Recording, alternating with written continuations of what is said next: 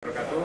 Selamat sore, saya dengan Bang Irwan dan Pak Yanti, kami berada di Mahkamah Konstitusi.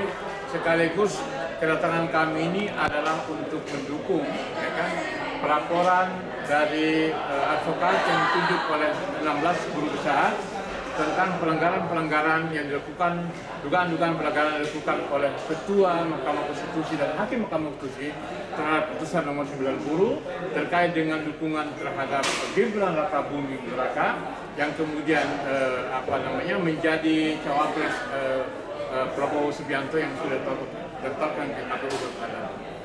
Bagi saya hari ini adalah dukungan dari rakyat. Saya sebagai aktivis, 98 juga pernah di kampung di TV, kemudian juga Bang Irwan, juga Bang Ponti, bahwa dukungan kami ini adalah dukungan yang bersifat bagaimana kami mencintai negeri ini agar supaya negeri ini berjalan yang rel demokrasi, rel konstitusi dan rel HAM yang sebenarnya sesuai dengan pesan reformasi. Nah, Bang Ponti, bagaimana tanggapan terhadap ini jalannya? Jalannya tadi menurut penjelasan para peserta tadi, saya sangat salut dengan mereka, Pak. Ya. Mereka anak muda yang betul paham gitu. Begitulah anak muda berjuang, jangan anak muda dikatrol, dikabit-kabit kan. Itu mereka memberikan contoh yang baik. Bagaimana pandangan terhadap Gibran yang itu adalah putra dari Presiden Joko Widodo dalam persoalan? Ya, itu harus maju sebagai ketua MK. Berarti jelas ini adalah politik dinasti. Pasti. Nah, politik dinasti. Nah, Bang Irwan, bagaimana tanggapan terhadap laporan hari ini ke Mahkamah Konstitusi? Saya berharap laporan adik-adik ini bisa segera dituntaskan. Semua ini pasti mereka ini tahu mana garis besar yang benar dan salah.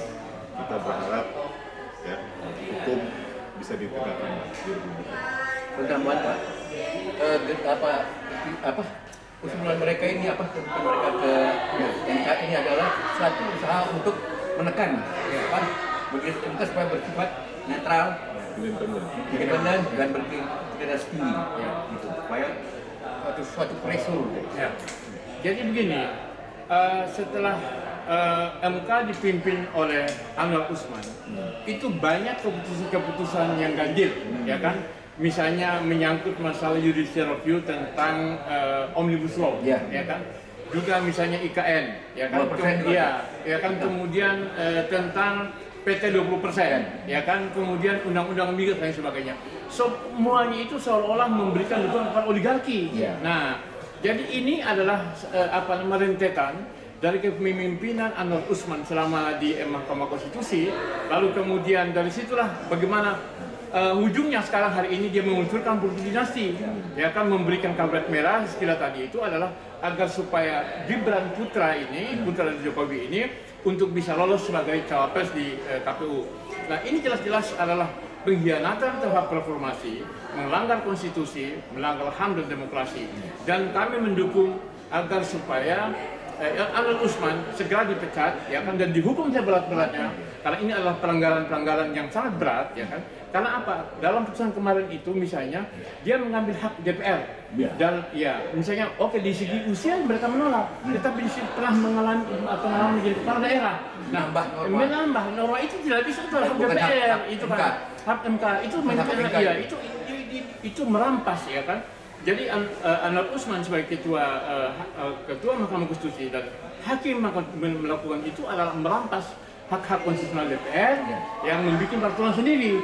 Ini jelas-jelas pelanggaran. Jadi sekali lagi pesan saya kepada Majelis Kehormatan, MK agar supaya Anda harus bersikap profesional, netral, independen, tanpa takut tekanan atau dipengaruhi oleh kepentingan apapun, Karena apa? Kalau jika Anda sendiri terpengaruh, tergoda misalnya, sehingga melakukan keputusan yang tidak objektif karena tekanan tertentu, kita berharap berarti itu sama saja Anda menggugurkan reformasi sendiri, menggali kubur reformasi dan menghancurkan, dan itu rusak demokrasi, rusak konstitusi, rusak hukum, rusak HAM. Kita nggak punya apa lagi. Jadi sekaligus Bang Gimli, yang sekarang ini sedang berada pada Majelis Kehormatan MK, Anda diminta bertindak profesional, takut sama yang kuasa, ya kan, jangan sampai ada isu-isu ada kepentingan tertentu yang bermain di balik itu. Kalau tidak, ya rusak semuanya. Kalau Anda adalah ketua MK yang pertama, ya, tapi Jaga nama baik Anda. Jangan nama baik, ya Anda jangan melambai MK. Jika tidak berarti Anda lah yang memulai dan mengakhiri MK ini sendiri. Dan kalau ini putusan salah, maka jangan salahkan mahasiswa dan rakyat. Kalau minta Mahkamah Konstitusi ini sudah bubar, ya kan? Kalau Mahkamah Konstitusi hari ini adalah untuk pengawal demokrasi, tapi dengan cara seperti ini Mahkamah Konstitusi merusak dan menjaga demokrasi. Sekian, assalamualaikum warahmatullahi wabarakatuh. Selamat sore. Waalaikumsalam. Merdeka. Merdeka. Mantap.